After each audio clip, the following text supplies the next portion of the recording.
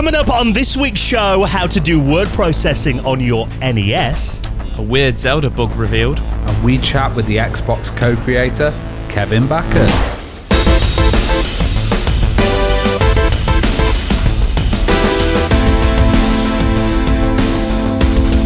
And the Retro Hour podcast is brought to you every week with our incredible friends at Bitmap Books. Now, of course, point-and-click adventures are all over again at the moment. New Simon the Sorcerer game on the way. New Monkey Island just landed recently. And their book, The Art of Point-and-Click Adventure Games, is a massive 528-page celebration of that incredible genre, containing extensive interviews with key developers and running through some of the most beloved point-and-clicks of all time. Check it out on the rest of their retro gaming collection at bitmapbooks.com. Hello and welcome to the Retro Hour podcast, episode number 347, your weekly dose of retro gaming and technology news with me, Dan Wood. Me, Ravi Abbott. And me, Joe Parks. And great to have you joining us for another packed episode, bringing you up to speed on all the big happenings in the world of retro from over the last 7 days. We'll do a little round table, bringing you up to date on those news stories, and of course, a veteran of the industry in the second half of the show for an interview like we do every week. And now that we are into October, I must admit I do love this time of year. You know, here in the UK, it's getting dark at like 6 o'clock in the evenings now. Even, you know, put the heating on if you could afford it. Those Halloween films are starting. Although, I did forget, you know, obviously with us being in a pandemic for a couple of years now, that actually all the old traditional illnesses still exist, including the dreaded cold and flu. So if I sound a little bit deeper than usual, I mean, you might like it, Joe. But that's my excuse this week.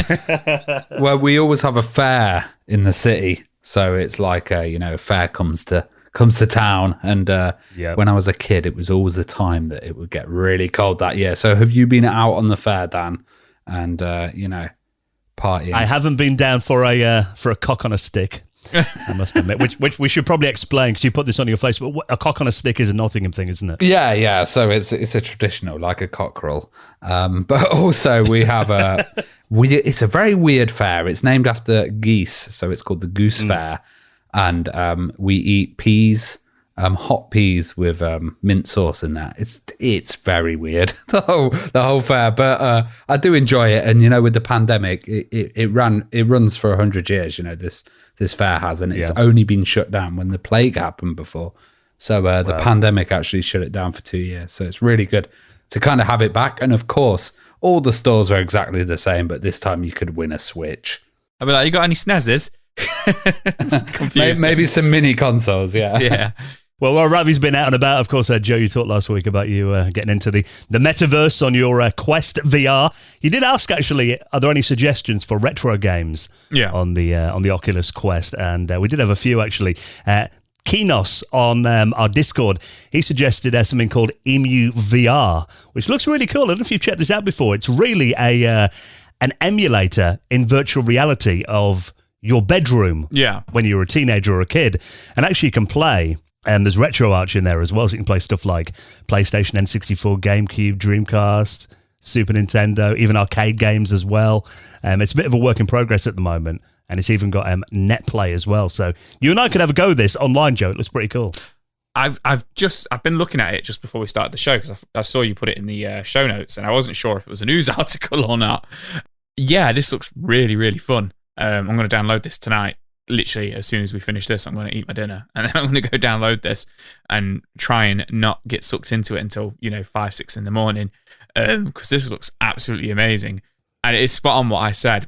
I want to play retro in modern tech. Like, that's what I live and breathe. So this is absolutely perfect. So thank you so much. Yeah, thank you for the suggestion, Nisos. And we do have a Discord, by the way. We're in there chatting all week. So if you do have any news articles you think will be good for us to chat about on the show, you can submit them in there. And we even have a little suggestion section for guests that you think will be good on the podcast as well. Now, we've had a few that we've reached out to over the last couple of weeks, thanks to suggestions in our Discord. And this week, my word, you've scored a big one, Ravi. Oh, yes. This is a guest I've been after for absolutely ages. And this is one of our favourite, best interviews that we've ever done. It's so good, so insightful. This is Kevin Bachus, and he's a co-creator of the Xbox. So there were 4 guys that did the Xbox, and they were known as the kind of 4 musketeers within Microsoft. And Kevin was part of that division, and he also worked for some amazing companies. So he worked for Mindscape International before, which were a huge company. He's a development manager there.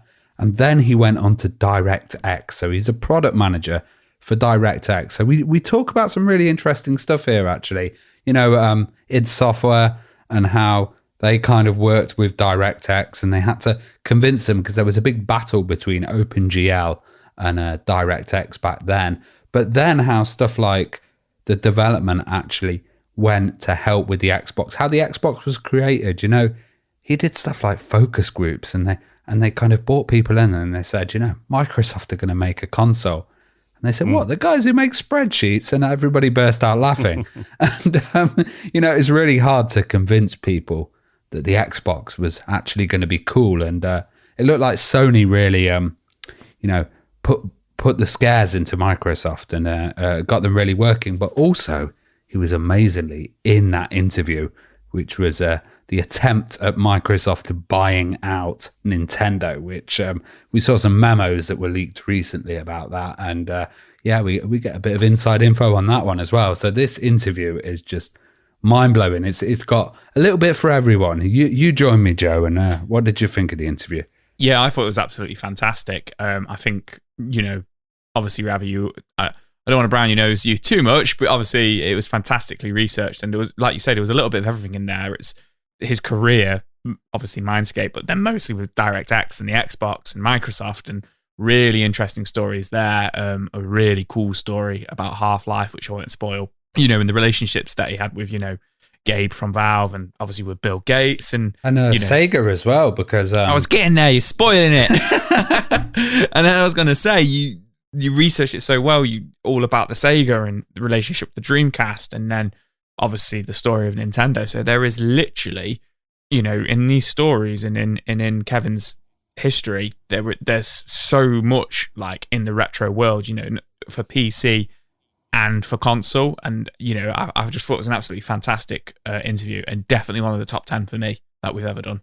And the original Xbox as well, what a console. It's just, I think in many ways, obviously, it didn't sell as well as the PlayStation 1, but in some ways, it kind of reminds me a bit of, not that it was a failure like the Dreamcast was, but it kind of reminds me in that vein that it was very, maybe underappreciated at the time. And the more I look back on it, the more revolutionary I think that system was. Well, it really got them going, didn't it, the Xbox? And now you've got the free consoles kind of dominating, Switch, PlayStation, and Xbox. And it's pretty amazing how the landscape changed when you think about, the only company really there that had a history with stuff was Nintendo. And of course, games like, Halo Combat Evolved, Dead or Alive 3, I remember seeing that for the first time on the original Xbox as well. So, incredible systems. So we're going to be here all about that, the inside story on the Xbox, and some stories from Mindscape as well with this week's special guest, Kevin Bachus. He'll be coming up in around 25 minutes from now. Now, of course, the first half of the podcast, that is where we bring you up to speed on the big headlines that have been happening in the world of retro from over the last week, and plenty going on over the last 7 days. Last week we were talking about this incredible new operating system for the Commodore 64, C64 OS. I know you were very impressed with that, Ravi. Oh, it's lovely. When you went through all the stuff that it can do. But not wanting to feel left out, someone's actually made another operating system, this time not quite as ambitious, but I think in many ways maybe even more impressive based on the hardware this is running on. This is an operating system, or at least the foundations of an OS, for the Nintendo Entertainment System. Yeah, so the C64 one we saw was very complete. Like, they'd worked on it for a long time. There was lots of applications and stuff. This is the basics, the kind of start of a possible OS. It's looking a bit like a word processor to me, but it is called Nisos. That's how he wants to pronounce it. NES OS is kind of spelled, but Nisos.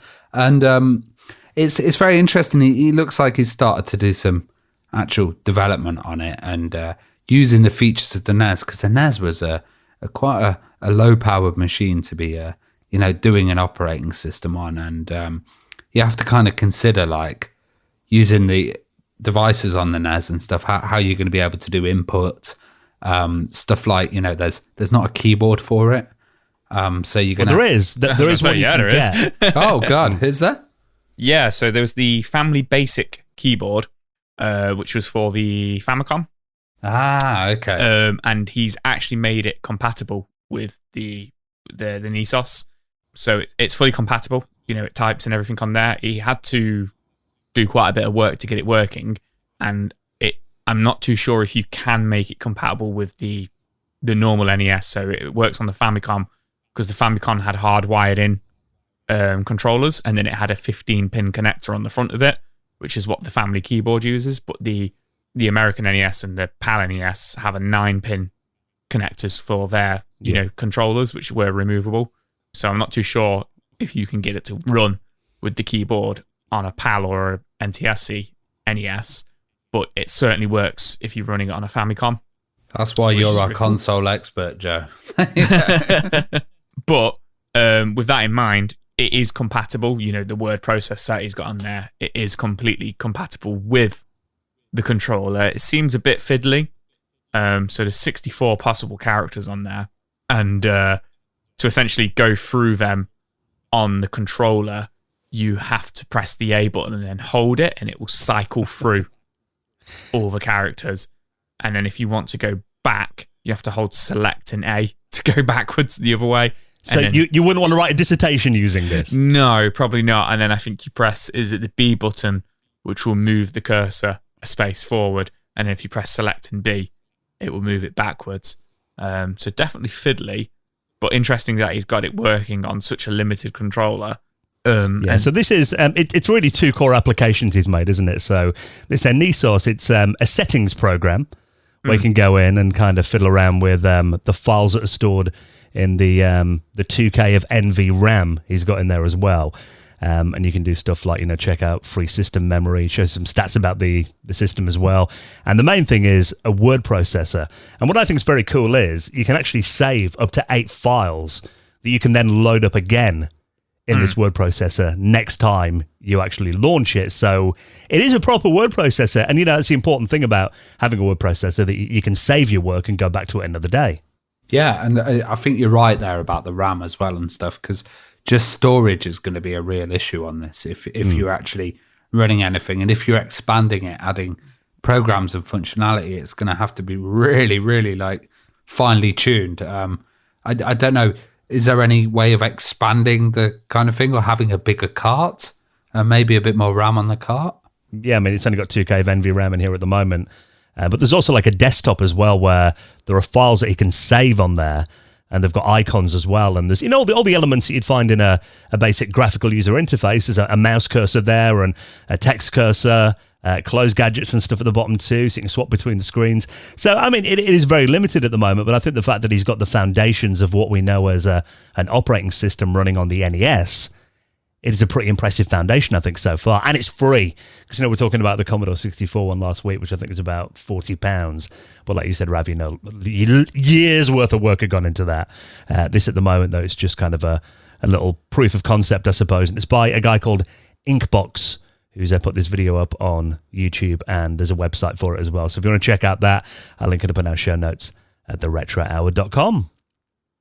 Now, one of my favourite things about running my old computers, I've got to admit, because a lot of people, when I make YouTube videos showing old PCs or old Amigas, that kind of thing, you always get a lot of people going, well, why bother having that around the house? Why don't you just run emulation? But I think for me, there's something so tangible about having the original hardware there, the feel of the keyboard under your fingers, the floppy disks, putting them into the drive, and the satisfaction of ejecting them and using the original mouse. It's just a different experience, isn't it? It's like that kind of physicality, and you feel a lot more kind of connected with the machine as well. I really do love using the old ones, because you actually put something in the device, and you could, even when you had a CD drive and it wouldn't have a loading tray on those Mac Minis and stuff, and it would just suck the disc in. I always kind of felt that was a bit wrong. I need a bit of physicality or something. Give me to be a caddy connected. on my CD-ROM drive. That's what I need. Or something like that. Yeah. Well, that's the thing. So, I mean, generally, I'd say I'm in that halfway house kind of thing when it comes to retro computers. I'll use stuff like, compact flash cards for replacements. I'll use EverDrives on my Super Nintendo, on my Mega Drive and that kind of thing.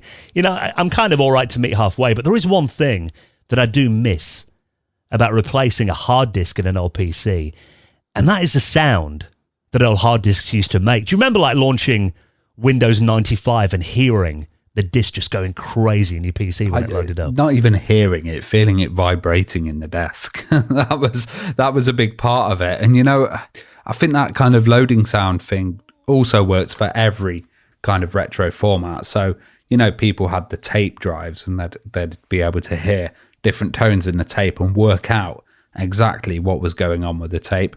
I remember hearing sectors being read on a floppy drive and just thinking, right, we've loaded to this point. Oh, there's a bit of an error there. And, you'd start to feel kind of connected with the machine, and especially with hard drives as well. When you were reading something or the hard drive was going crazy, you could hear some like immense noises and stuff, and you really got used to that as well. You thought, right, I'm loading a big program. Here we go. And you'd hear that kind of repetitive clicking, and it would get a lot more intense. Yeah, well, it turns out that we're not the only people who, are kind of a bit obsessive with this kind of thing and miss those sounds from back in the day. So I do think, hearing the sounds of old machines is definitely a big thing for, ticking nostalgia. But it turns out a guy from Germany called Matthias Werner, he's come up with a method of using, and this is not new. I remember them doing this on the, the Gotek. Now, the Gotek is it's a floppy disk replacement unit where you can use USB keys and emulates disk images. But there was actually a few people who put a speaker in there, so it would kind of make the sound that a floppy disk would make, although it never really sounded right to me on the Gotek. But this one actually works quite well. Now, he's designed a tiny PCB that attaches to the connector to the disk access LED. So then when you're using stuff like an SD card or a compact flash card inside your old machine, to replace the hard disk, there's a tiny electrical buzzer that will emit a really brief click every time the LED flashes on your machine. And there is a video on YouTube by a guy called Route42 who's demonstrated it. So this is what it sounds like. See if you think this reminds you of like an old Windows PC. Okay, there we go. And maybe also let's start up WinWord 2.0 because that's the largest program I got.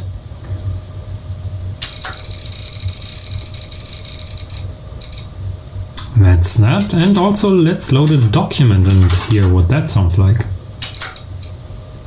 And maybe even the help file.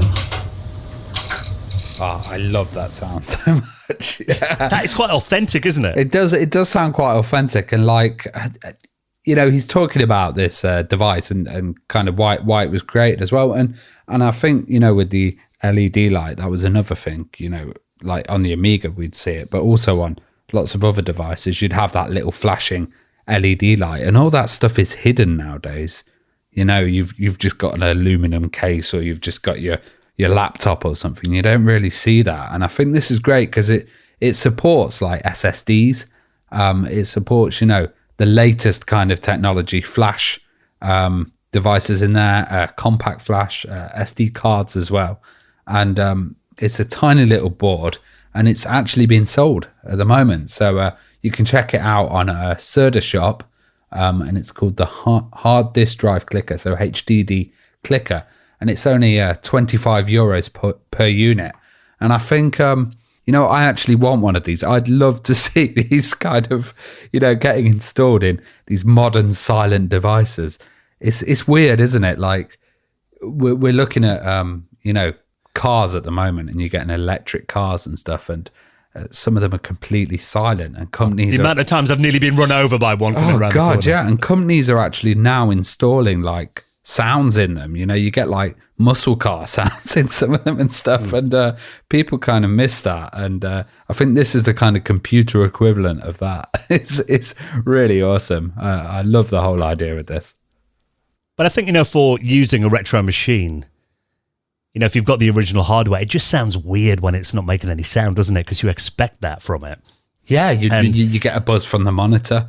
You get the sound of the hard drive going up. You've all sorts of sounds that you just don't experience nowadays. I can imagine taking a kid and kind of playing the old machine, and they're just like, how did you cope with this noise? And we're like, we blasted the music over the top of all of that. I think the next thing they need to do is emulate the smell of burning dust on like a CRT screen. A little device. Yeah. I love the comments on the article here on the Register that I put in the show notes as well. This guy's like, what next? A bunch of tiny hammers that you can attach to a laser printer to recreate the racket of a dot matrix printer. Maybe a modem screech for Wi-Fi adapters. A static creator for your screen so you can touch the static at the beginning. Well, I've got an old 486 that has like a hard disk in there from 1992, and it still, it sounds exactly like that, but it's getting to that age now where sometimes I'll turn it on, it won't spin up. But if I give it a little tap, then it'll wake up the drive, and it's kind of getting sticky now. Didn't I give you like a SCSI drive years ago, and you turn that on and it went and that was like a total different sound as well. So maybe they could have a profile of sounds on these devices you could go through. I think that drive you gave me, I had my window open and it flew off, I think, like a drone. Yeah, if you do miss the sounds of old PCs, I do think audio is a big part of it. So if you want to get hold of one of those adapters, they're available now. I'll link that up in our show notes as well.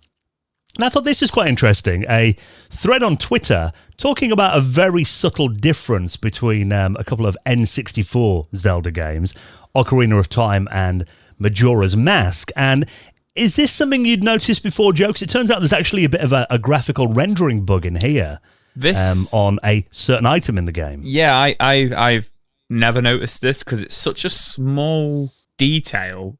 And I love Ocarina of Time and Majora's Mask. Like, they're two of my favorite games of all time. And it's such a strange, small detail. Not a weapon you use too much after early game. So essentially, there's the Deku stick or the Deku stick, however you want to say it. I always call it a Deku stick. For the uninitiated, for the N64 Zelda games, a big stick. You get pretty earlier on. It's a staff, isn't it? It's a staff. It's a consumable weapon, which you can use on enemies. It's weaker than your sword, but you can use it on enemies. The main use I always found for it is when you're doing puzzles, you can set them on fire. So if you need to light lanterns in a room from one fire, and then there's like 10 lanterns you need to light, you light the stick on fire and you run along and light them all. So famously, Majora's Mask came out, was it within the year? Or only about a year after Ocarina of Time because of... Yeah, they're very close. It was very close, and Majora's Mask used like all of Ocarina of Time's assets and just slightly changed them and slightly changed the graphics and the colours and stuff. Like, not all the assets, but it used a lot from Ocarina of Time. And the Deku stick is a weapon in Majora's Mask as well. And as it turns out, they both look slightly different from one game to the other. The textures on them are very, very different. Ultimately, they both look like a brown stick, a brown straight branch, which you'd get off a tree. Brown with some blacks and other browns on there. And as it turns out, Twitter user DarkEye144 has essentially debugged the games and found that neither of them, from what I understand, are actually using the correct texture of what the stick should have ever looked like. As it turns out, it's actually due to a bug in the game. So in Majora's Mask, it's actually using a texture of Link's hair zoomed in and stretched around the stick. So it's a stick of hair. Yeah, essentially. But it looks like a stick. And then in the second one, in Majora's Mask, it looks slightly different. And it's essentially, from what I understand once again, a piece of texture from Ocarina of Time, which isn't used in Majora's Mask, because as I say, the assets are all, reused in Majora's Mask. It's an asset from the in-game menu, the border of when you view Link and you put when you equip weapons, and it shows like a sprite of not a sprite, but a character model of Link, like holding whatever weapon you've just equipped it in with. And essentially, it uses the border, the brown kind of like textured border of that screen, and wraps it around the stick. And essentially, what they're saying is they think the creators of the games were aware of this bug because it still looked like a stick. They just left it because it looks fine. It's some kind of texture swapping that's going on then. Yeah. Well, the issue is that it's the assets for the stick is meant to be 8x8. Right. But what they've done is, for some reason, there's a bug in the code. They've actually loaded in 16 by 16 pixels. So it loads the texture for the stick, but then it also puts in what's after it as well to fill the other 8 pixels. So that's where you're getting all this extra stuff from in there. So really, it was just a case of, instead of writing 8 by 8, they wrote 16 by 16 by mistake. So it's dragging in loads of extra stuff. But if you look at the thread that he's done on Twitter, he actually fixes a bug, and you can see what the stick should have looked like, which is instead of having these kind of weird textures on it, it is literally just a flat brown stick. Trust Zelda fans to get this detailed. Do you think there's going to be like a stick update then? There might download a stick ROM. There might be a ROM where they fix it. But ultimately, all 3 of them just look like a stick, with just slightly different patterns on them.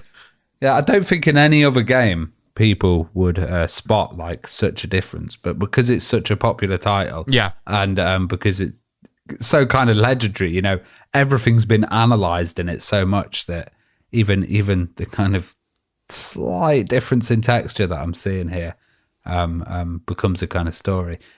I imagine they probably looked at it like you said, they probably were aware of it, but I actually think it looks better with the bug. Maybe that's why they left it in. Yeah, I agree. It looks better with the bug. It looks more like a stick. There's more texture to it. And if it wasn't a famous stick as well, it wouldn't have this treatment, would it? But yeah, absolutely. A famous stick. If it was a really, this would only happen if it's a notoriously bad famous game or a notoriously good famous game. If it was a completely bang average game, which just kind of came and went, then I don't think anybody would be looking at the stick and the assets that create the stick and the textures. But because, like you say, it's Ocarina of Time, Majora's Mask, it's Zelda, this is why we've got the diehard fans looking at these things. And to be fair, if you played that, on RF on your 14-inch CRT TV through the N64 Vaseline effect, you probably wouldn't have even noticed it all that much back in the day anyway. Just now we have HD upscaling and all that, people are spotting these things. So it is an interesting read though, so if you want to check that out, I'll put a link to the Twitter thread and the article on Nintendo Life, you'll find that. And the rest of the stories in our show notes at theretrohour.com. Now, a couple of really impressive games to talk about in just a moment, including a really cool-looking new fighter for the Commodore 64, and, of course, our special guest, Kevin Bachus, coming up on the show in just a few minutes. Before that, though, just a quick reminder that, we bring you this podcast each and every Friday. We do, 51 episodes a year? We take 1 week off between Christmas and New Year. Apart from that, we're here every weekend for you, bringing you up to speed on the news, bringing you a guest every week. We work tirelessly throughout the week, even when, you're really suffering, like I am. I've got the man flu. I've literally got... Get the tiny violin. We couldn't record yesterday because Dan was like, I have no voice. Like, we have to wait for his voice to recover. Yeah. That is the commitment. Normally most guys would be in bed for a week with this kind of man flu that I've got. But we do the show every week because we love doing it. But if you'd like to see it continue into 2023, we do appreciate anything we get into our Patreon. Think of it as a little tip jar. All that money just goes into keeping the lights on and making sure that we can continue to bring the show. Because when it comes up to January, that's when we have all our renewal costs, audio hosting, webs, all that kind of stuff. So it just helps us with the day-to-day running of it. And of course, we give you back in return for backing us on Patreon as well. We're not all take. Plenty of perks for being a supporter of this show, isn't there, Joe? Yeah, I knew you were going to put it on me this week. Yes, plenty of perks. You do it so well. I don't know about that. But yeah, no, like you say, we always do try to give back. Lots of perks on there. Some weeks you get the episode early. Most weeks, if not all weeks now, you get a couple of extra news stories. That's become a bit of a common theme for us, as we are definitely the Retro 2 Hour most weeks. So, any sort of cut content or cut stories are usually left in there for the Patreons. You get access to our Discord, which is a really, really good community page, as Dan said earlier on. Lots of people suggesting guests for us and news stories, which really helps us out, but also, gives that opportunity. All 3 of us are on there talking and stuff as well.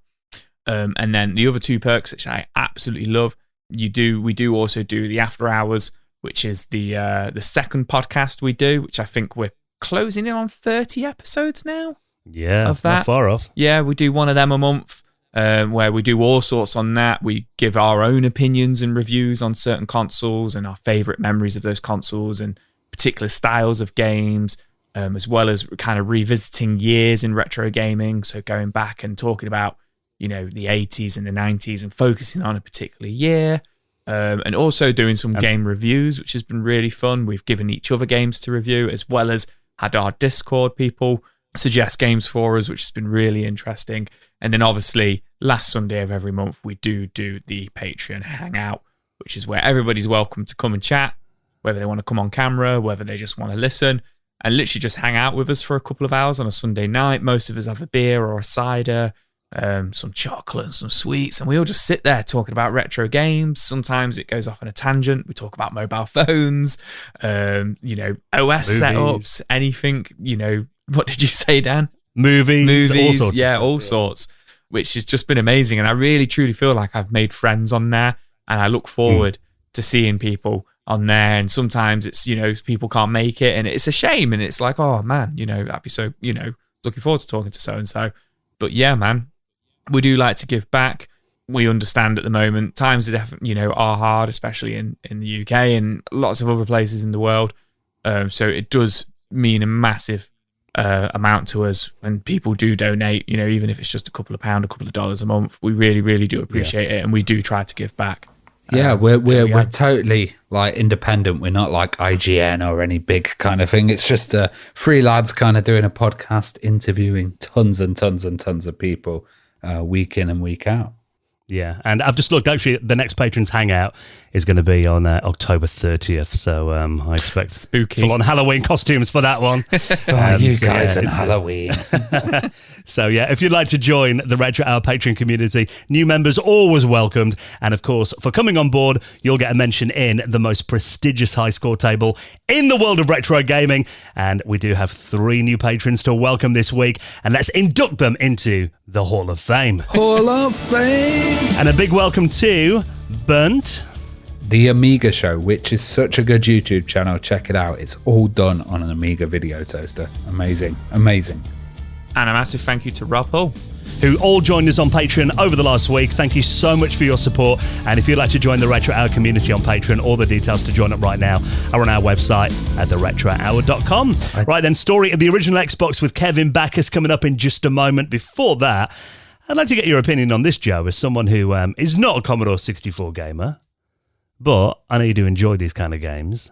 What about this? Someone's actually working on a version of SNK versus Capcom for the Commodore 64. Now, this is just a work in progress at the moment, but I've got to say, bearing in mind the hardware this is running on, I think this looks really impressive. This looks really impressive for Commodore 64. It's really reminiscent. You guys might not know it. I'm not expecting you to know it because it's a really niche, odd game. It was really reminiscent. Graphically, it really looks like Mighty Final Fight for the NES, which was a version of Final Fight, which obviously was a Capcom game for the Nintendo, where they have these kind of like chibi, kind of like smaller sprites, but with like bigger heads and stuff, kind of like cutesy looking. And obviously, Capcom versus SNK, the game it's, kind of based on, which is Capcom characters versus SNK characters, uses like the animation and the sprites and stuff from, the games, which were the Capcom games and the SNK games, which were out at the time. So like Street Fighter 3 and King of Fighters 99, 98, and 2000. I actually am a big fan of Capcom vs. SNK 2 on the GameCube. So obviously this is Commodore 64, but if you told me this was an NES game, I mean, even for an NES game, it looks really good. The color palette is very typical Commodore 64 from what I know about the Commodore 64. Yeah, it's kind of muted, kind of pastel colors. Yeah, isn't it? but in terms of the graphics and definitely the frame rate and the playability of it, it looks absolutely fantastic. And as you say, it is only in demo form at the moment, but they've certainly got a lot of characters on there. There's quite a lot of playable characters on there. I want to say maybe 16 by the looks of things, from across the franchises. And then also there's loads of different stages in there, all recreated, from Street Fighter and, King of Fighters, SNK and stuff like that, which looks really cool. Even to a point where they've got like the classic, if you let the game run and play itself, where it shows you the stats about the characters, like how tall they were and what year they were born and stuff, which is like in the Street Fighter games. But the attention to detail in it's absolutely fantastic. So really, really impressive. find it odd that they called it SNK versus Capcom. Maybe that's what it's called in other territories. I know it's Capcom versus SNK. Maybe it's a legal thing, so they don't get into trouble. Just swap them around and they'll be fine. Swap it around and we'll be fine.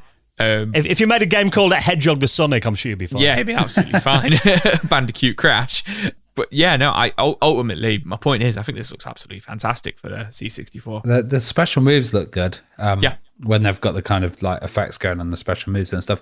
But I do know what you mean about the colours. I think maybe, you can get like brighter reds and stuff on the C64, but I think maybe because there's so much going on, maybe had to like, kind of limit it or do it in a certain way. That could change. You never know. They might just be getting it going and then add some more stuff in there. But it does feel a bit washed out. But then I'm complaining about a game that's on the C64 that looks well impressive. So it's a kind of balance, isn't it? Yeah, there's that balance, and both these demos I've watched, there is unfortunately no music.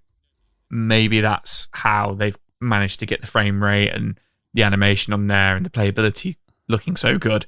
There's sound effects, which, sound great, but yeah, no music as it stands, unfortunately. And from reading the articles, there doesn't seem to be any discussion around the music, so it's just speculation there in terms of... See, that is one thing, the Commodore 64's got such a good audio chip, it'd be great to have some music in there. It'd be great to have some music on there, but maybe it is just a case it's not possible. Maybe they've just not done it yet, with it just being kind of like in demos and beta versions and stuff. But, as Ravi mentioned there, special moves, the animation on them, not just like fireballs and Hadoukens and stuff, but even, the animations of like spinning kicks and, spinning punches and stuff. Is there like fantastic. A bit of screen shake as well and stuff like that? But I think they might even expand on that and stuff. But I am utterly impressed with this. Like, really nice. And I think it's really impressive as well that it looks like there's only like two guys working on this, John Eggleton and Gianluca Alberico, who are using the Retro Fighter game engine for this. And it looks like, you mentioned about the name, Joe, it looks like it's actually based on the Neo Geo Pocket game, which was called SNK versus Capcom Match of the Millennium. It came out in 1999, so it looks like that's what it's based on. You know what impresses me? The backgrounds, they've got animations of people actually doing stuff. And you'd think like, they want to save a bit of space, they'd have like, plain backgrounds, but that really adds to it as well. And the fact that this can run on, because there are a few comments on the YouTube video. Some people are like, well, is this only going to run on emulation or do you need extra memory? But actually this is designed and will run on a stock 64K Commodore 64 from 1982. So the fact that, it's so fluid and the sprites look gorgeous and so it looks absolutely amazing. Cause I always remember playing games like, International Karate and Way of the Exploding Fist and stuff on the 64 back in the day. But God, if this had come out back then, I think this would have been probably the biggest selling title on the platform. Everyone would have wanted to own this. So it's a work in progress at the moment, but if you want to check out the latest video that landed last week, it's on the Saberman channel. I'll put that in our show notes as well. Now, of course, we're going to be talking about the original Xbox, and I remember Half-Life being such an impressive game on that platform, and Half-Life 2 as well. And we're talking about virtual reality at the start of the show. Joe, you're getting into VR. I'm looking over at my Oculus Quest right now. Well, all of our worlds appear to be colliding right now because this is something that has been 10 years in the making, but now this looks almost too good to be true.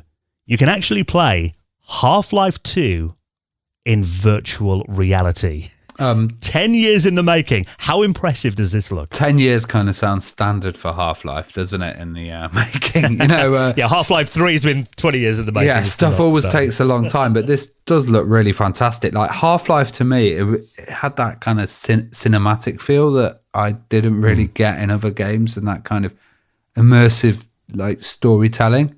And I think the idea of doing that in VR is really exciting, actually.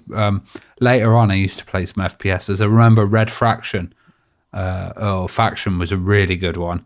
And that kind of had the Half-Life style of telling stuff. But that game is so iconic that, putting it into a VR world is a really smart idea. And, just seeing the work that they've done on this kind of effort, is it something that you'd be firing up on your headset? Yeah, well, this is a guy called Nathan Andrews who he actually put together a little demo of kind of what Half-Life 2 could look like in virtual reality, and this was back in 2012.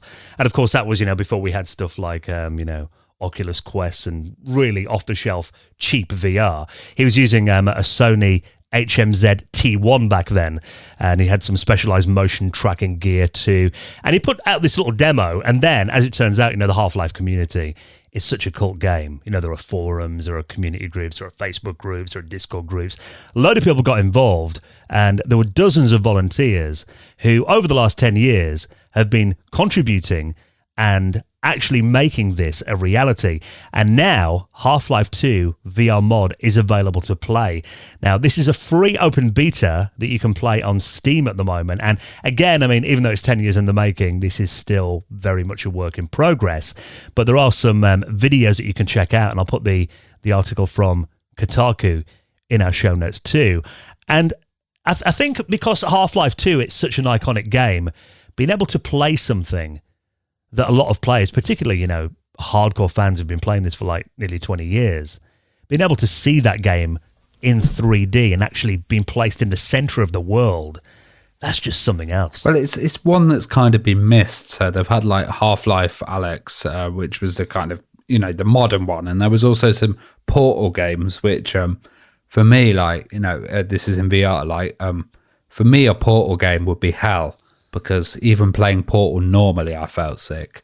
In VR, it would just be like a whole next level of sickness. But Half-Life 2, I can really imagine actually playing in VR. And it's got like great features like the gravity gun and stuff. And they're showing a video here of the like head tracking with the gravity gun. And it looks pretty impressive, to be honest.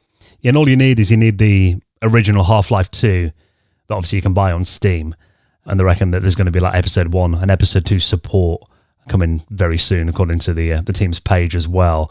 And the thing is, with VR, I don't know, you found it on your Quest, Joe, motion sickness to me is very kind of subjective. Some games like racing games just send me over the edge, but I haven't really played that many first-person shooters in VR. Looking at this, it looks really, really cool, but I'm looking at it thinking, am I going to puke if I play this? Because it looks like you could actually play this on the Quest 2, but I think you need it tethered, with a USB cable to a PC to play it on there.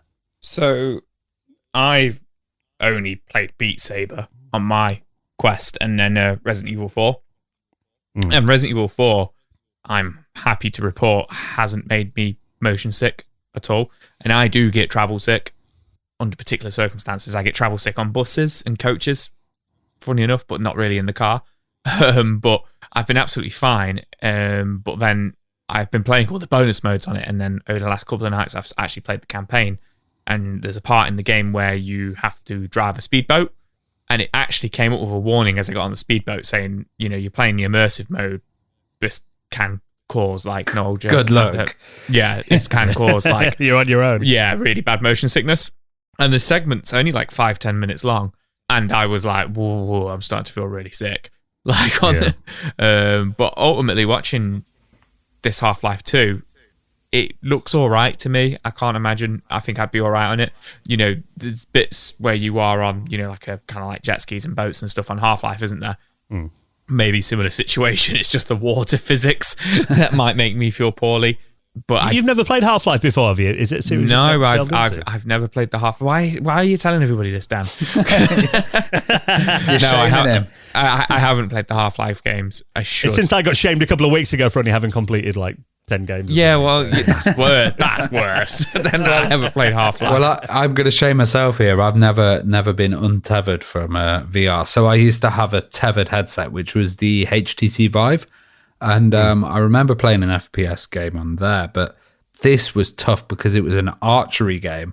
And I just remember, I didn't have a bow, but my God, my shoulders were killing after doing that. As I was going around doing this archery game, trying to pop balloons. But I really need to get one of these modern headsets, without the cables and kind of totally go free and run into walls and trip over the cat. I can't wait.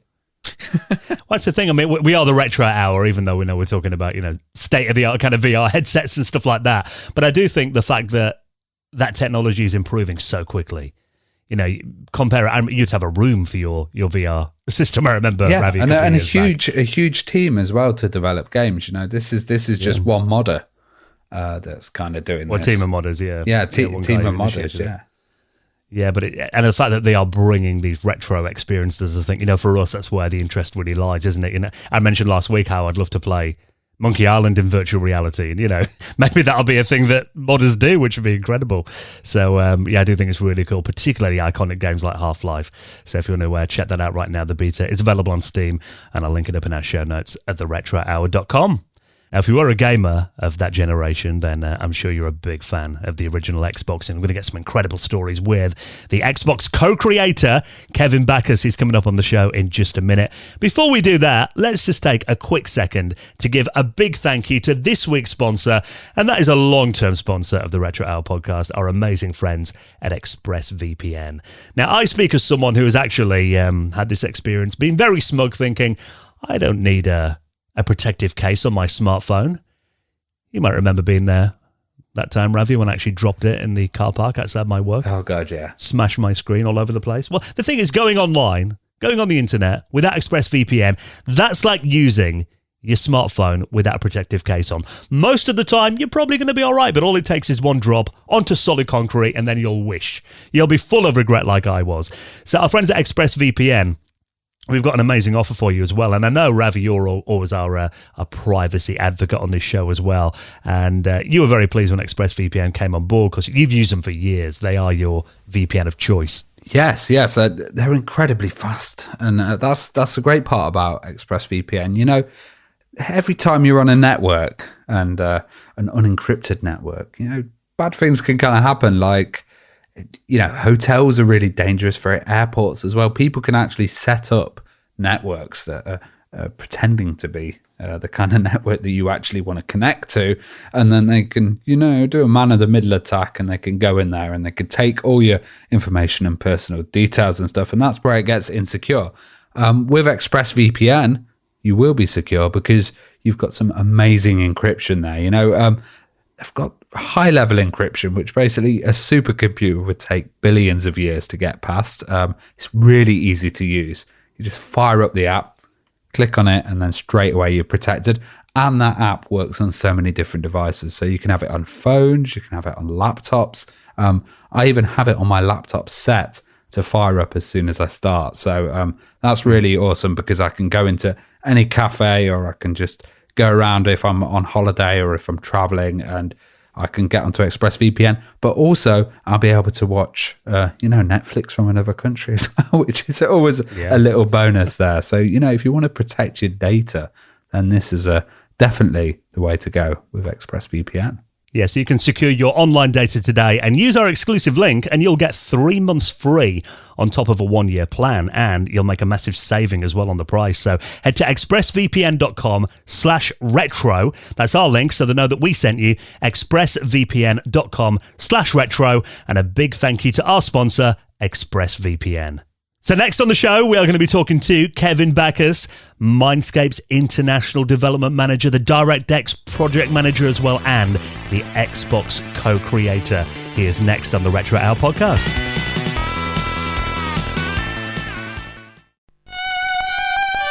You're listening to the Retro Hour podcast, and we're here today with Kevin Bachus. Now, Kevin has done some amazing stuff.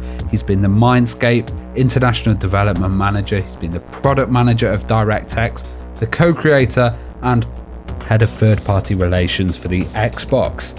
How are you doing, Kevin? I'm doing very well. Thank you for having me.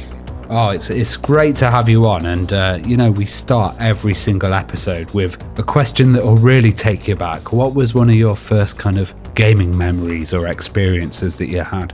Well, I suppose like a lot of people, my first memory was going to the arcades. I grew up in the middle of the United States in Kansas, and at the local shopping center, when I was very young, they opened combination arcade and bumper car facility, which I loved, and I remember it very fondly. We used to go also to an arcade that had a robotic bear band, and just really some fond memories, not only of the games, but also of spending time with friends. So you programmed games when you were in high school. What kind of stuff was you creating?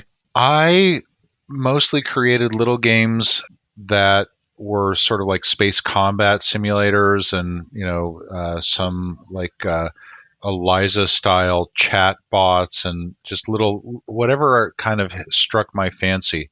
Some side-scrolling 2D adventures, a few different things.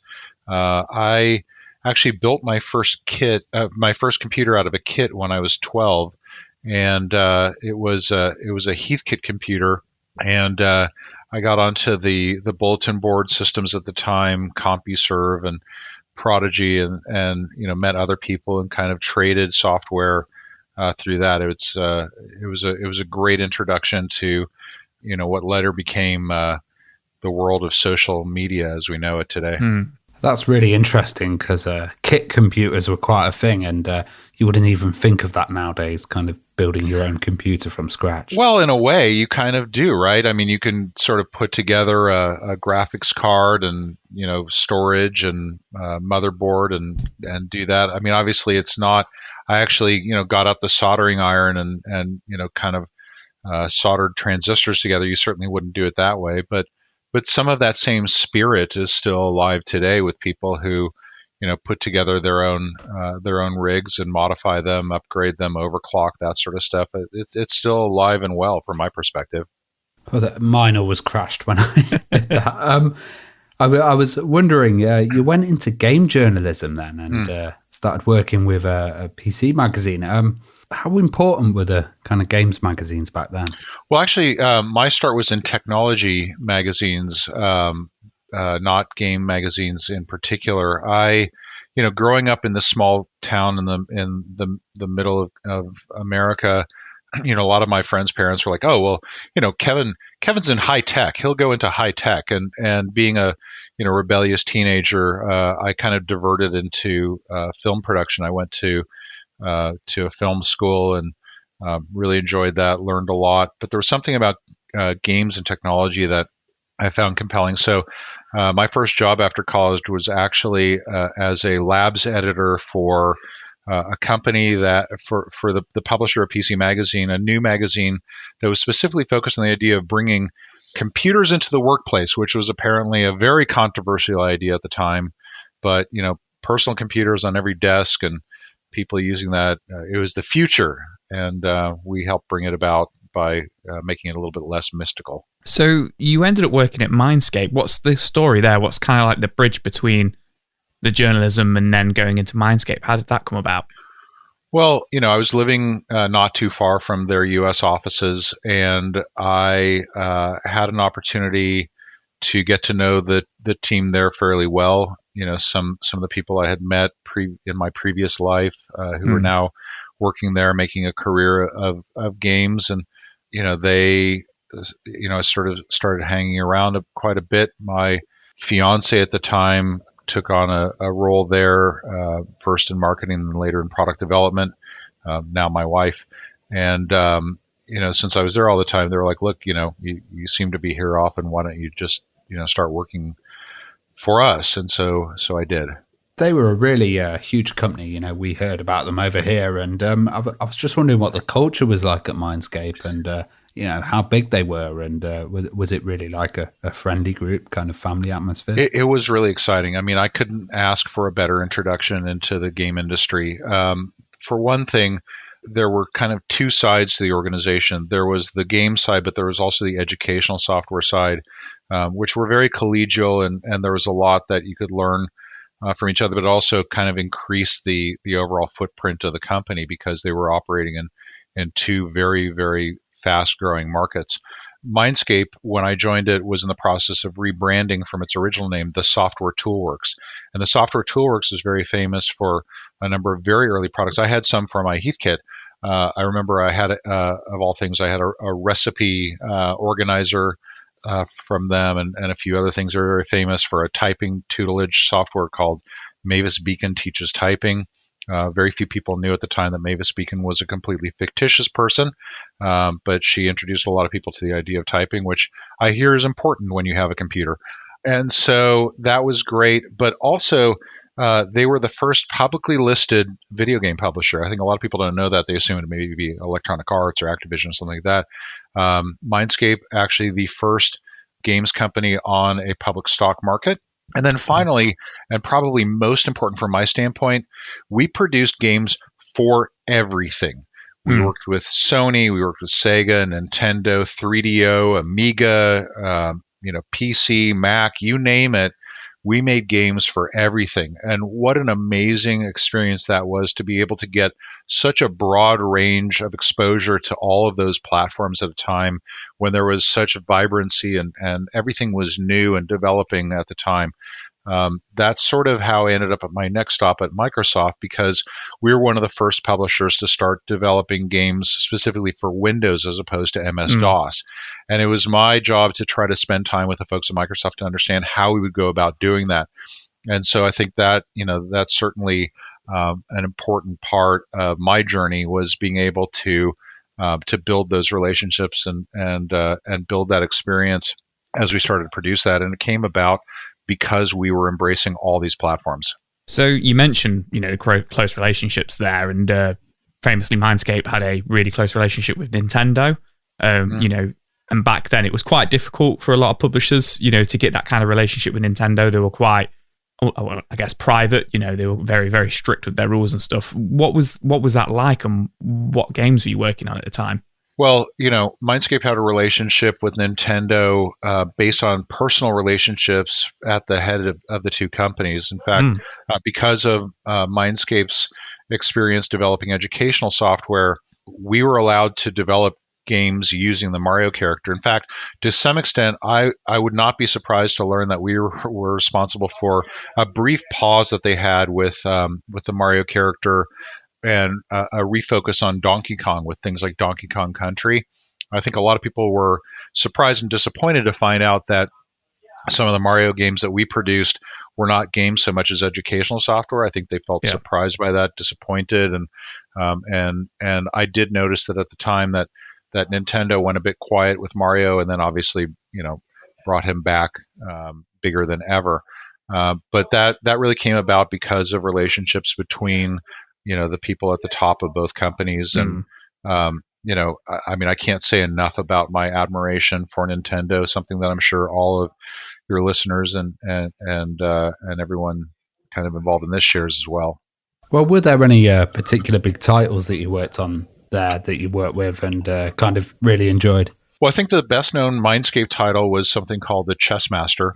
But there were a lot of very early kind of 3D and CD-ROM based games. I came around just as the industry was shifting from floppy drives that had very, very small, very kind of limited graphic capabilities because of the capacity of the floppy disks to CD-ROM. In fact, Mindscape had made a deal with LucasArts to convert some of their floppy-based point-and-click adventure games to CD-ROM with up-res graphics and CD-based audio and a lot of really cool stuff that came about with that.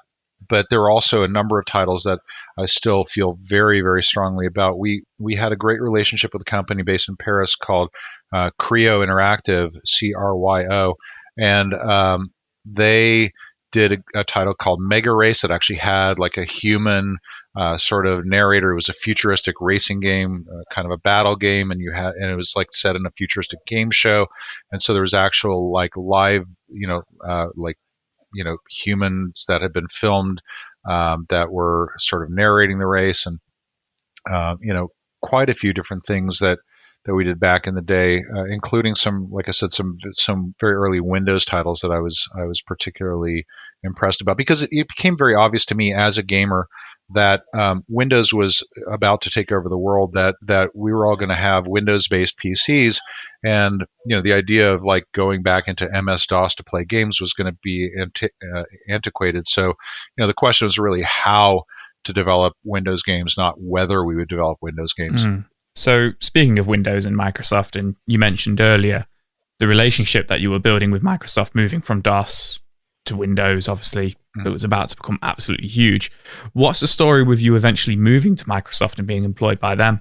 Well, again, we were one of the first publishers to really embrace the idea of doing games for Windows. And so it was important to build a relationship to understand the technical capabilities and to be able to integrate between our development teams and Microsoft to get that understanding, the technical understanding, but also the marketing understanding. I mean, if we did this, one of the great things that Sega, Sony, and Nintendo did was that they created opportunities to promote our own games on their platforms. If you want to, when we did Xbox, we didn't promote Xbox so much as we did Halo, or PlayStation promoting Grand Theft Auto or Final Fantasy, and so a gamer would go into a shop and say, "Hey, I saw this game called Tomb Raider on television last night. I want to buy that. What do I need to be able to play it?" "Well, you need a PlayStation." "Okay, great. So I'll buy a PlayStation, I'll buy Tomb Raider, a couple controllers."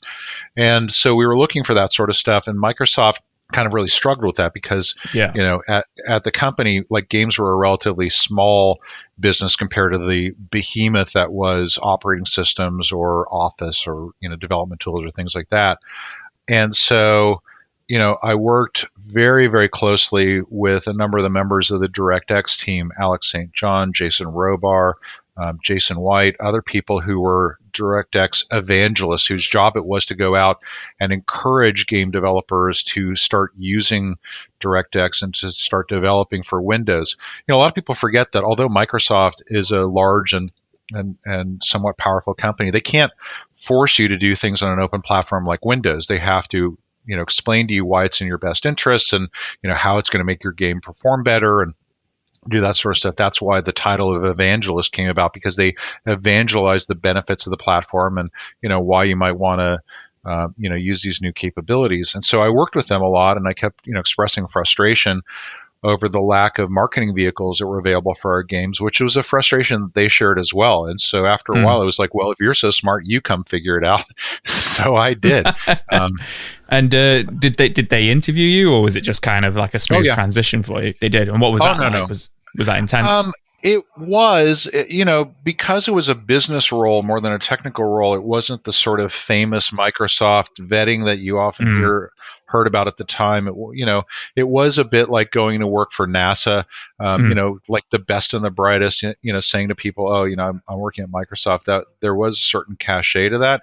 But really it was more kind of talking about, my perspectives about the game industry and listening to what the people that were there, were interested in, kind of, understanding some of their frustrations and their aspirations, and kind of talking hypothetically about, well, this is sort of how I'd approach that sort of a challenge. And I really, really enjoyed it very, very much. That process of getting to know them.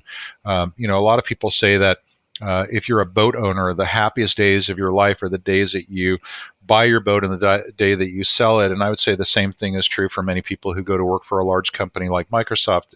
My happiest days were the day that I arrived and the day that I left. And I think that that's a fairly common sentiment because, I really enjoyed going there. And I also enjoyed kind of taking the lessons that I learned and moving on to the next phase of my career after that. Well, you mentioned, they weren't that big on the gaming stuff. There were a few titles like Motocross Madness was one, and Flight Simulator as well. Were they really important for the kind of growth of the game section of Microsoft? I think it was. Personally, I had an opportunity when I was very young to choose between whether I wanted to to be a PC gamer or buy a Macintosh. And for me, as a budding pilot, I got my pilot's license while I was in college, recreationally. Microsoft Flight Simulator, I'm not ashamed to say, was actually the reason why I chose to buy a PC in my own personal life. It was important. It was good. I do remember that at my new employee orientation, we had the chief operating officer of Microsoft, a guy named Bob Herbold, come to give a pep talk to the new employees, asked for questions. And my question was, many of the most popular games that are out there, the most successful games, involve some element of violence, which is something that Microsoft has steered clear of. Have you ever considered creating kind of a secondary brand that you could release games under, games that were a bit more mature, had some violent elements to them? And, he looked me up and down and said, games, like, why would we ever go through the time and effort to create a special brand just for games? And I was like, I wonder if I can get my old job back. Oh, I was wondering, like, back then there was a big debate between when DirectX came out and OpenGL. Yep. Were you kind of like having to defend the advantages of DirectX quite a lot in the press and stuff? Not so much in the press as I did. There was some of that, but mostly it was with game developers, particularly id Software, who became, I became pretty good friends with like John Carmack and Jay Wilbur and John Romero. Trying to get them, because they were very, very strong advocates of OpenGL, and I understand what their perspective was. But it was something that I really was taken a bit by surprise by, because it happened right around the time that I joined the company. At that time, I thought I was going to go in and start trying to put together some branding and some, programs and that sort of stuff. And I ended up spending, a large part of the first year at the company kind of defending our position, which was somewhat unpopular. And, when you have beloved icons like John Carmack coming out saying, "Hey, Microsoft's making a huge mistake here pushing this standard when we already have OpenGL, and we really want it and we don't understand it," then the fans get involved as well, and it sort of becomes a more entrenched position. And I wasn't expecting that, and it did take a lot of time to go deal with that.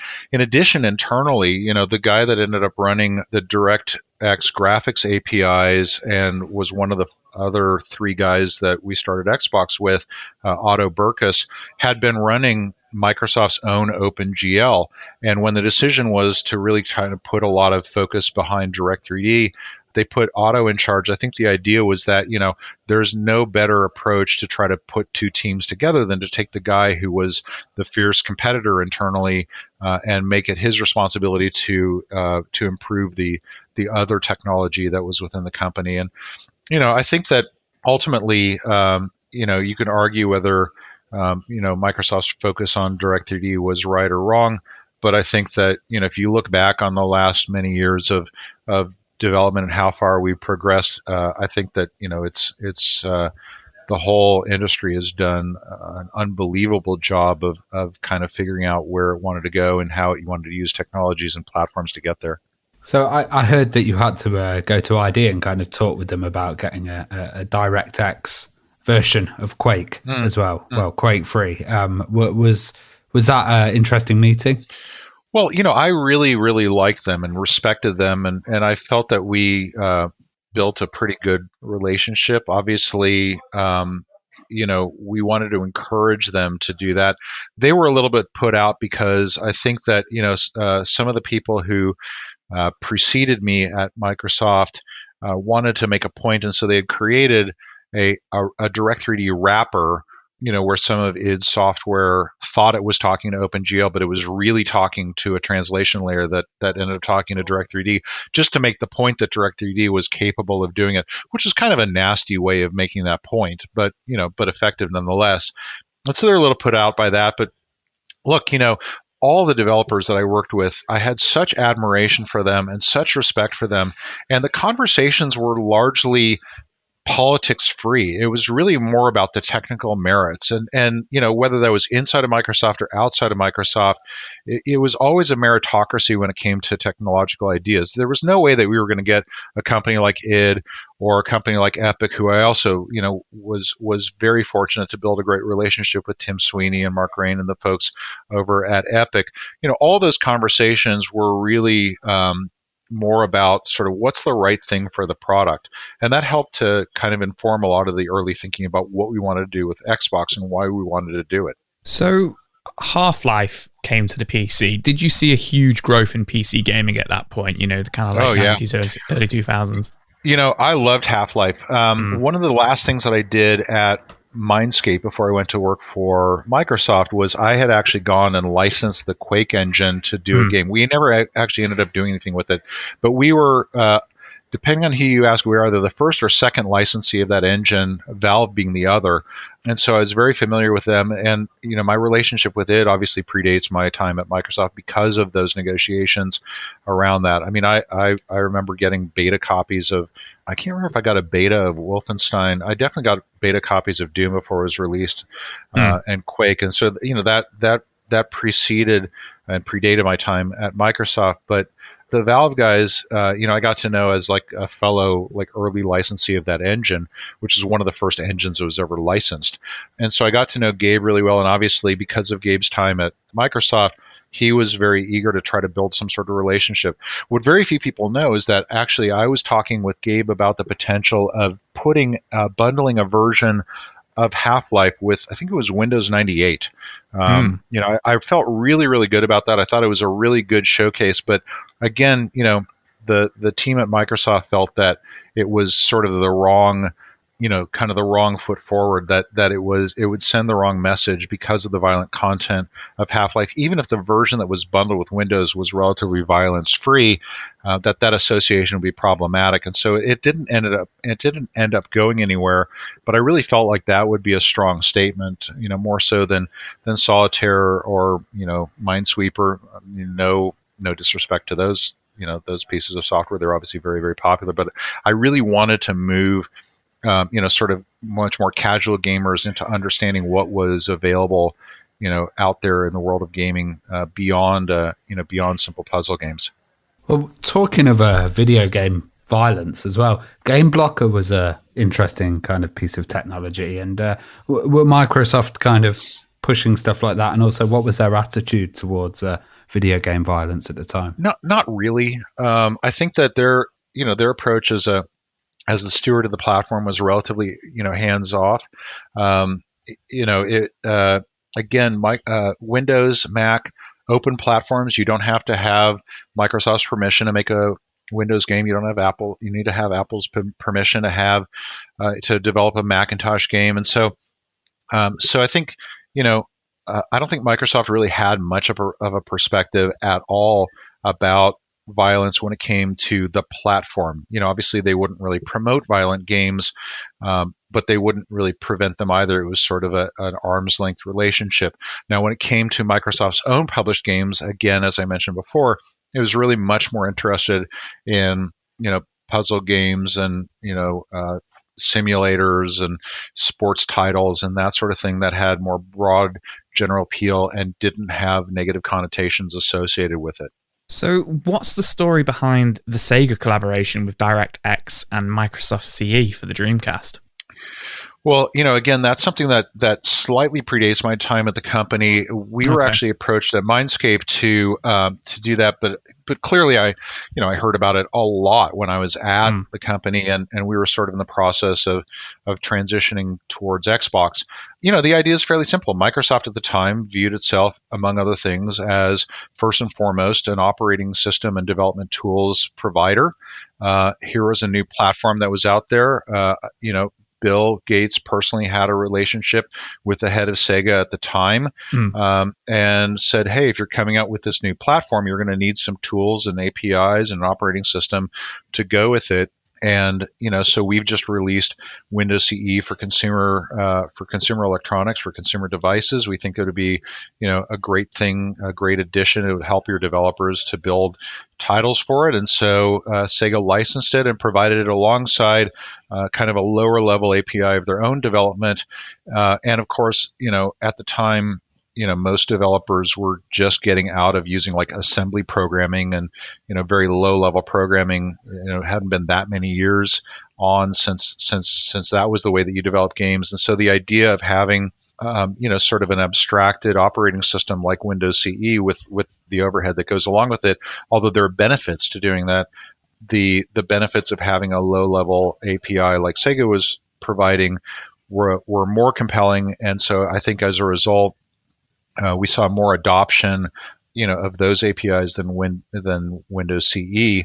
But I think that it was certainly part of Microsoft's hope that a platform is a platform is a platform, and whether it's a PC or whether it's some other type of device, it's something that they could help to to provide the basic functionality that any kind of application uses, file I/O and that sort of stuff. But again, I think most developers for Dreamcast, my impression was that, if it was a graphics intensive application, something that really required a lot of horsepower, that they'd rather go direct to the metal if they could. So around that time, the PlayStation 2 was announced as well, and obviously the PlayStation had been tremendously successful. Do you think that affected Microsoft's view of gaming and what the future looked like? Unquestionably. I was at the announcement of PlayStation 2 and went to talk to Phil Harrison afterwards about whether there was an opportunity for Microsoft and Sony to work together. And of course, there wasn't. But Xbox is really the result of a number of different things that all kind of happened simultaneously around that time. You had Microsoft dividing the Windows operating system group into a consumer Windows division and an enterprise Windows division, and the consumer Windows division looking for, a reason for being. You had the kind of cost performance curve really coming down for PC graphics hardware in particular, so that it would be feasible to produce a very high performance consumer electronics console device that used PC-based technology. And then you had, Microsoft itself wondering why it had been unsuccessful in the sort of sub $500 price category.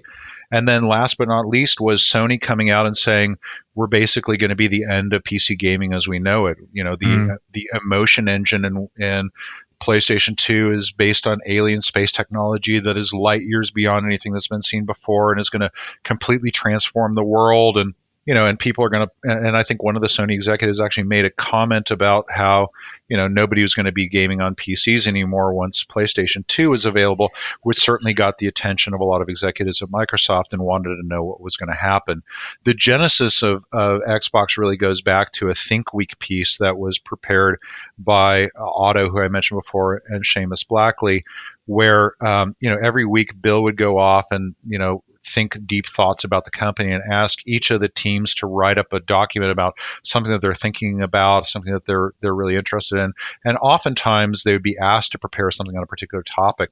At that time, Eric Rutter, who was Bill's technical advisor, asked the DirectX team to really kind of opine on what, these announcements about PlayStation 2 meant and Emotion Engine and what the potential impact to Microsoft might be. And so they basically wrote up an analysis that says, here's everything we know about Emotion Engine, and this is kind of what we think is going to happen with PlayStation 2 and the performance it's getting. And by the way, here's the state of the art of PC gaming PC graphics hardware and where we see that going. And at the end, it was like, by the way, we've talked about this a lot in the past. This might be the time for Microsoft to actually think about jumping into this business as well. And I think that's, without PlayStation 2, would Microsoft have gotten into the console business? Perhaps, but I think it's also an open question. During the development of the Xbox, were there any ideas that kind of got dropped? Absolutely. Final version. 100%. I mean, the original idea of Xbox was really more of a kind of Trojan horse. The Windows and the PC platform in general had really expanded a lot over the years because it was a multifunction device that could be manufactured by a lot of different companies using a lot of different kind of components. And Windows was sort of the gatekeeper in the middle. It allowed applications from a lot of different manufacturers or a lot of different developers to talk to a PC, which could be comprised of all kinds of different graphics cards or storage devices or motherboards, that sort of thing. And that was really the role of Windows. And so it had sort of, but that's complicated. It's very difficult. And a lot of the challenges with stability or performance of that sort of stuff is the fact that Windows could never be entirely sure what applications would run on it or what hardware was running on. And so a lot of compromises had to be made.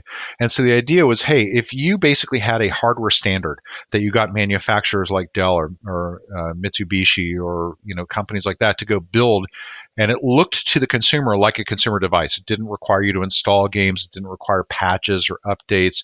There was no like Windows desktop. It basically looked like a game console. Like, could you actually really amplify the PC gaming business? And could you have something that would be really, really exciting for developers and for consumers?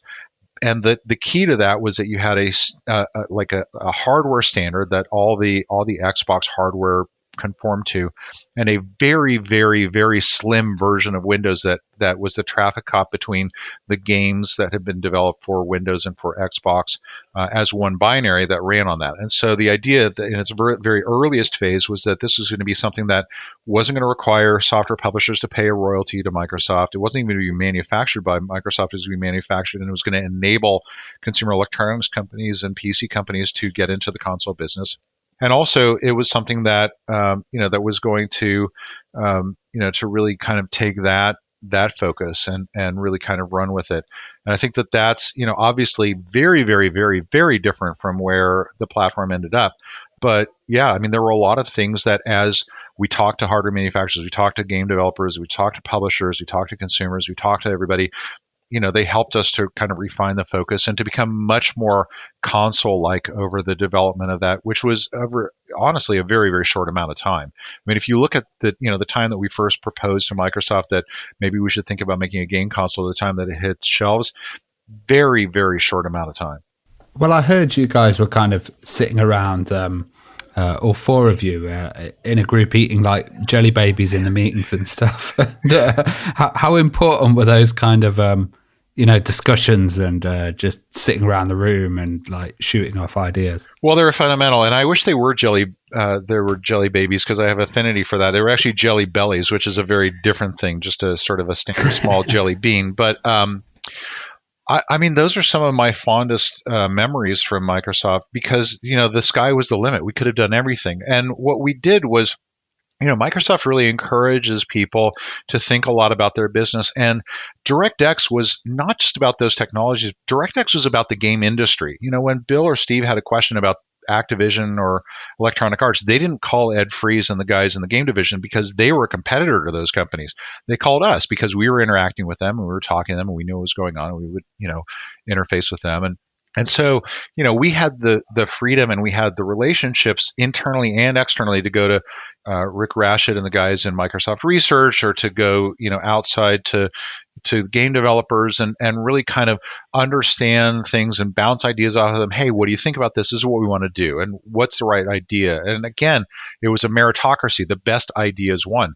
And there were a lot of challenges we had to overcome because, it's hard to even, think about this from the perspective of where we sit today. But the idea that, like, could you create something built on PC technology that was instant on, that didn't take, a couple of minutes to boot up, that, could you do something that had, high performance graphics? I remember, going myself to the office of Craig Mundy, who was in charge of a lot of Microsoft's kind of, consumer electronics and graphics related initiatives, and explaining to him, no, graphics technologies on the PC are every bit as good as some of the stuff that we're seeing out of Sony, maybe even better. And here's sort of what we're doing, and here's where we're going. And this is sort of some of the stuff that, that we're seeing right now in that field that we're capable of doing. And even internally, there was a lot of, evangelism that had to work, but a lot of really amazing ideas. We were able to go to folks in research, to go to folks on the DirectX team like Mike Abrash,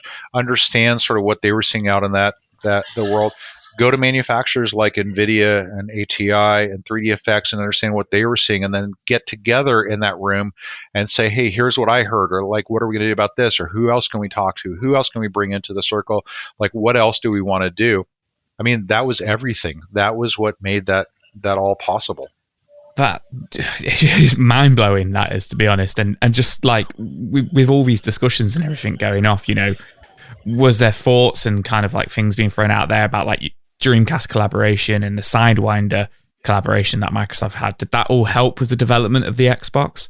Oh, unquestionably. One of the first things that we did was to reach out to our friends that we worked very closely with in Microsoft hardware, Brett Schneff, Rick Thompson, who ran that group, a lot of the folks over there, because, what we discovered was that there were other refugees from the game industry like ourselves who had come into the company. There was a guy named Don Coiner who had worked at Nintendo and was now in marketing. There was a woman named Jennifer Booth who had been at Sony, who is now at Microsoft, who understood the game industry and understood kind of those perspectives, because we viewed ourselves as outsiders inside of Microsoft. None of us, there were four of us originally on Xbox: Otto and Seamus, who I mentioned, and then my boss, Ted Hasse. Ted and Otto had been at Microsoft for a reasonable amount of time. Seamus and I were relatively new, and we viewed ourselves as being kind of outsiders who were, had come in from the game industry to try to, get Microsoft to do the right thing for everybody involved, because it would benefit Microsoft, it would benefit gamers, it would benefit game developers, and so we found more of those people, and we enlisted their help in this, and they became very passionate about the idea. Developing a game console at Microsoft wasn't a very controversial thought. It was pretty obvious.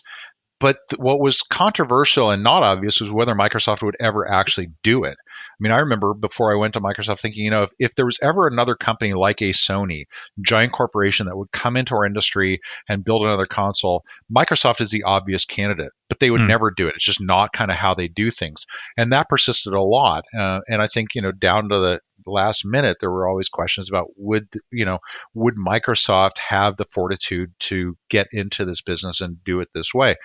But, working with Rick and Brett and the team in Sidewinder allowed us to do things like create very early mock-ups. Like we created this plastic thing that looked like sort of like a game console that we could put in front of people and say, hey, this is what you need to think about. Don't think about it like a boxy PC. Like think about a thing that looks like this.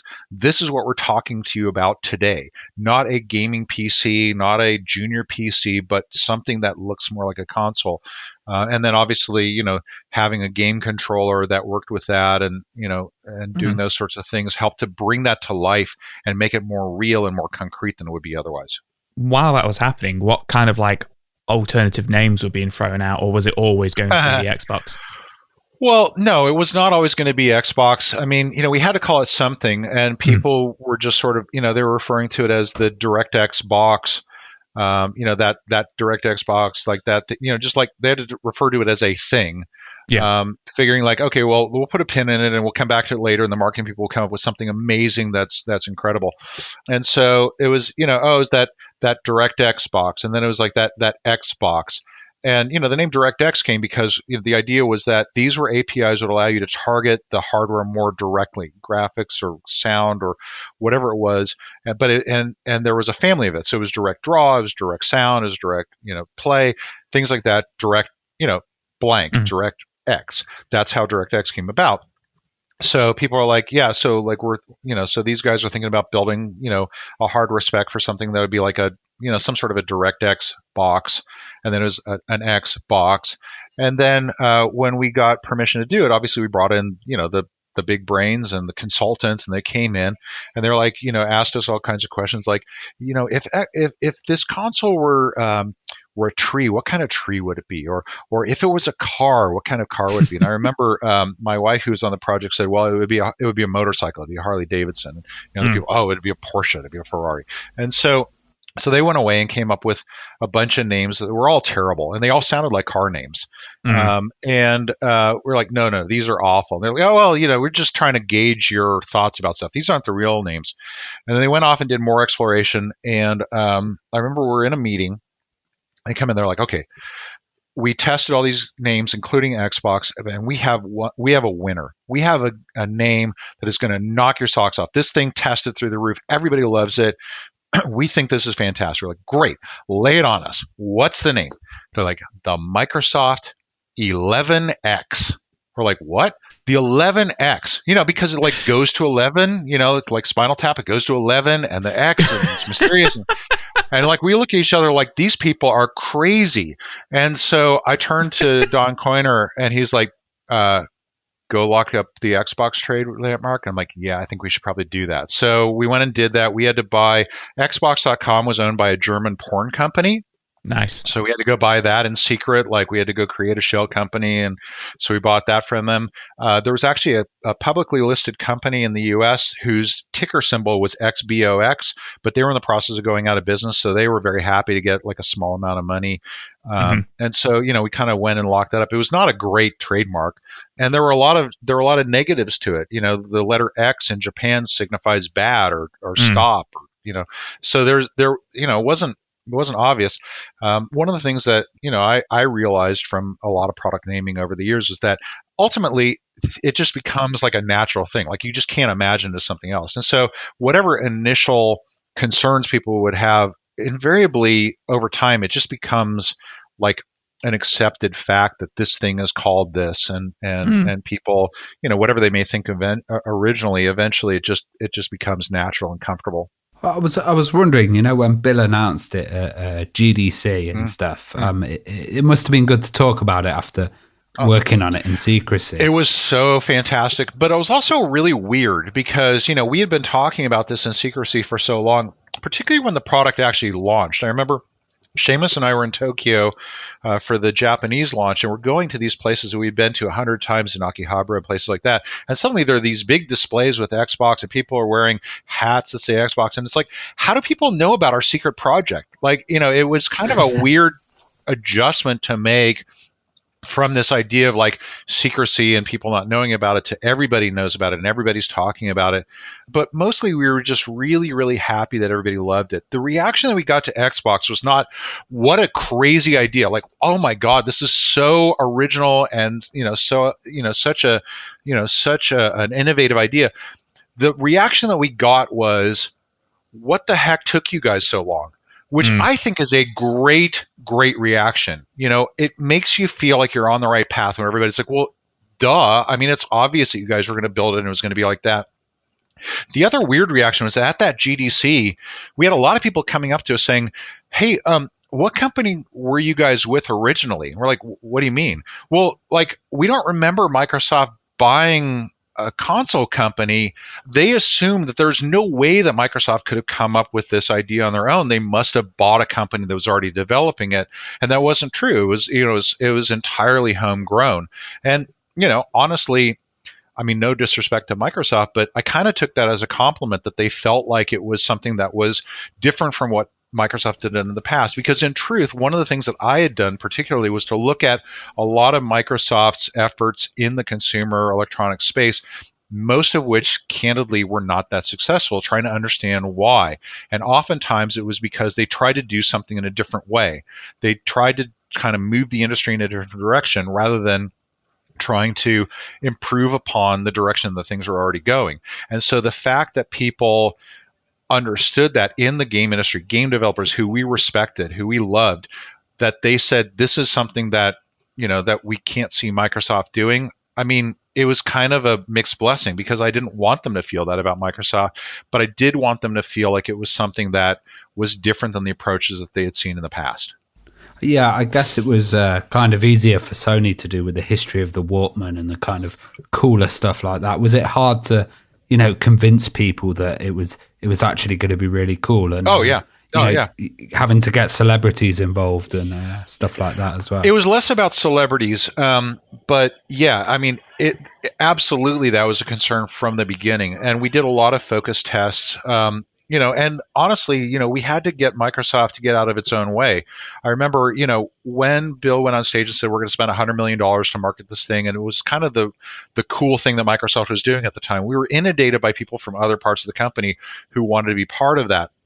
And a lot of them said, well, we're gamers, which, was kind of a mixed bag because a lot of times people who are gamers don't really understand the best way to make a game.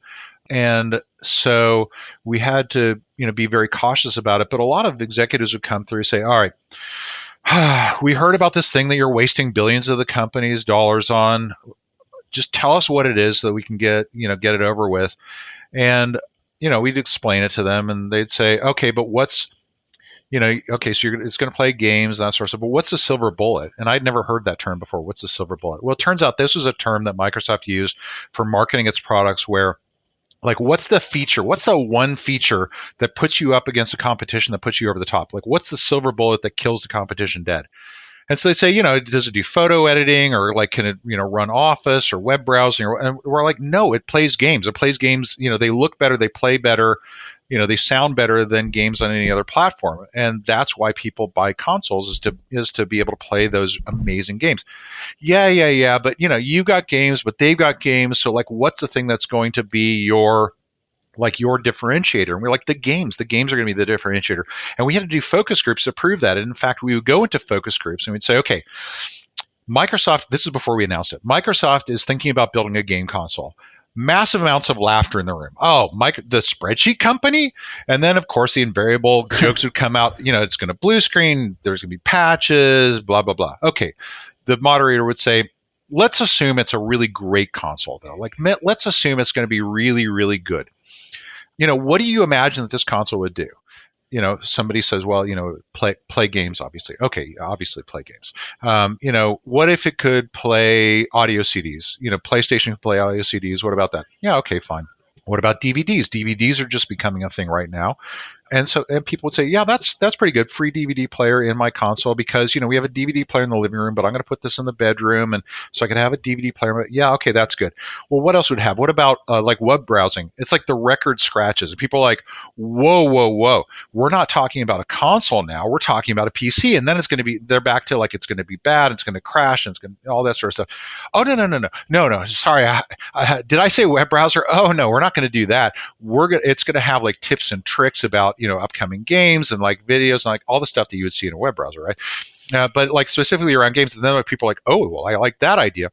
And so that became very, very important for us to understand that there is a line in people's minds where you move from being a console to a PC. Web browser was kind of where that line was. And so we would say things like, okay, so if Microsoft were to build a console, what do you think the benefits of Microsoft building that console would be? And they would say invariably three things. Number one, Bill Gates, the richest man in the world, will make sure that there is software for this thing. And they all had stories about the Atari Jaguar or 3DO or some sort of system that they had bought where they bought it and then the company moved away from it and there was no software for that. That's not going to happen with Bill. Number two, Microsoft has its fingers in all these technology pies. It's probably going to be very strong from a technology standpoint. They know secret things and, they have access to stuff. So it's going to be very advanced technologically. And that's why you saw a focus on the diversity of the software and on the power of the technology. And the third thing that they focused on was network gaming. At the time, nobody was doing network gaming. The Dreamcast had come out with a modem. We decided to forego the modem and put in an Ethernet jack. And a lot of people were very, very surprised by that because, there were no Ethernet connections behind the television.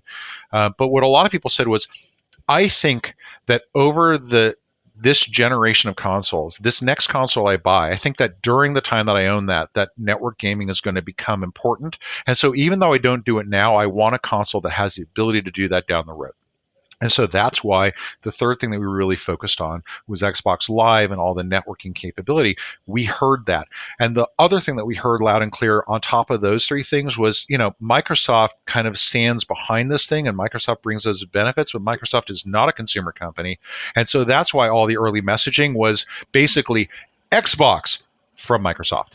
And it was not the Microsoft Xbox. The Microsoft part was there, but it was a secondary thing that stood behind the product. And, a lot of the early press around that was like, look, we're in our own building that's off campus. And, we, ride skateboards and we, do all these crazy things you don't think of Microsoft doing, because that was meant to say, look, yes, we are part of the Microsoft family and we take advantage of all the benefits from that, but we're doing something that is very different than what the company has done before and is really focused on, developing the best possible console that we can deliver, not sort of doing our own thing and getting people to come over to it.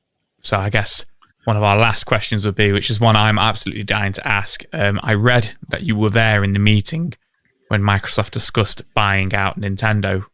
What was that like and how did that go down? It was horrible. So, before spending billions of the company's dollars, the executive team really wanted to make sure that they had left no stone unturned. It was very important to be in that business.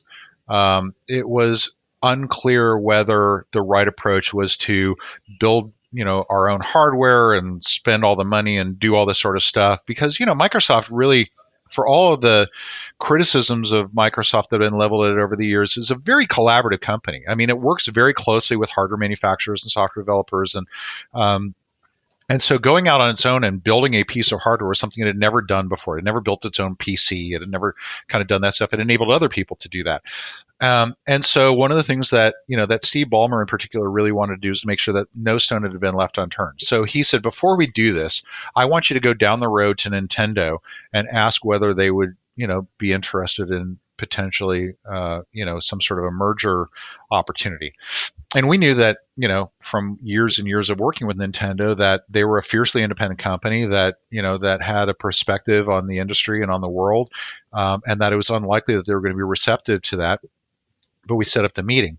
Now, at that time, Microsoft and Nintendo were literally neighbors. Like, we could see Nintendo's U.S. headquarters from the front door of our building where we were designing Xbox. And, their employees and our employees went to the same fitness club as an employee benefit. And so we would hang out with them. They would beta test Microsoft hardware and software and that sort of stuff. Obviously, when we announced that we were going into the console business, that changed dramatically. And, an edict went out from Nintendo that you can no longer do anything with Microsoft anymore. And in fact, a lot of the Xbox team were learning to ride motorcycles on a little parking lot that had been used by the fitness club while they were rebuilding their parking garage. Nintendo immediately brought out the bulldozers and tore up that parking lot. But we were dispatched to go meet with them. It was just people that were clearly speaking two different languages, both literally and figuratively. I think the Nintendo team was polite, but they just thought it was an absurd notion that they would ever give up their independence and be acquired by anybody, much less Microsoft. They were very excited about the prospects of GameCube and, very excited about their own internal game development capabilities and their franchises, and they just didn't see a point to it. And so, it was very difficult, having put all this time and effort into developing what we thought was a really great notion for Xbox, which was really more designed to focus on the PlayStation audience than the Nintendo audience, and then to put that aside and go hat in hand to Nintendo and say, hey, what do you think about joining forces? It did not go well. And obviously, as we can all tell, it never really went anywhere. But that was kind of frustrating to be kind of told, hey, put all of your dreams on hold for Xbox. Go see if maybe we can just get out of this by buying another company. Especially given my love and admiration and affection for Nintendo, to be put in that position was awkward. A pretty interesting piece of game history. Now you're working with Dave & Buster's as well, and that seems to be going fantastically. Can you tell us a little about that? Yes, I joined just shy of 10 years ago. I'm the Senior Vice President of Entertainment and Game Strategy. Our team is responsible for really everything to do with entertainment within our 150 locations across the U.S. and Canada. We just announced recently that we're going to be expanding into the Middle East. We also acquired a company called Main Event that is focused on a slightly younger demographic and incorporates bowling and laser tag and gravity courses and things like that. And for me, it kind of comes full circle because what I love about Dave & Buster's and about the arcade industry in general is that it is that physical connection of playing games together in a social environment. The games are very, very casual. In fact, it's not so much about the games themselves as it is about that social experience that you have with your friends. So for me, growing up, where my friends would come over to my house and we played John Madden football on a Sega Genesis, and the four of us would be sat on a couch together playing side by side. That experience still exists, even in a world where you have PlayStation Network or Xbox Live, and you can play against 200 people, but you're never with them physically. That sort of experience is part of the overall experience. The reason why Xbox exists in large part is because we were successful at convincing Microsoft that people play different kinds of games in different kinds of settings on different kinds of platforms, and that what you play on a console is different than what you play on a PC, which is different than what you play on a mobile device, which is different than what you play in an arcade. And so I think it's all part of a well-rounded experience for people who really love games the way that I love games and the way that I'm sure you guys love games. That, sometimes you want to play a game 2 feet away from a giant high resolution screen with a keyboard and a mouse. Sometimes you want to play sat back on a couch with a wireless control in your hand. Sometimes you want to play on a mobile device on a train or a bus, and sometimes you want to play with your friends. And for us, Dave & Buster's is just shy of 40 years old. And I think what's made it really special and unique is that it combines not only arcade games, but also food and beverage. So you go out with your mates for a night on the town and you have, some cocktails and you play some games, you win some prizes, you have a steak, and you go home happy. And you remember the time that you had with your friends, much like I remember growing up with my friends with bumper cars and arcade games back in Wichita, Kansas many years ago. And I'm really, really happy about that. And I'm glad that it's that the arcade industry has remained vibrant and much more successful than people think. Dave & Buster's has a nearly $2 billion a year turnover, which I think surprises people who want to convince themselves that arcades went the way of the pet rock back in the late 70s or early 80s. Our experience is very broad and very general, and it's really kind of game focused, and it's centered around that, and I couldn't be more proud of that.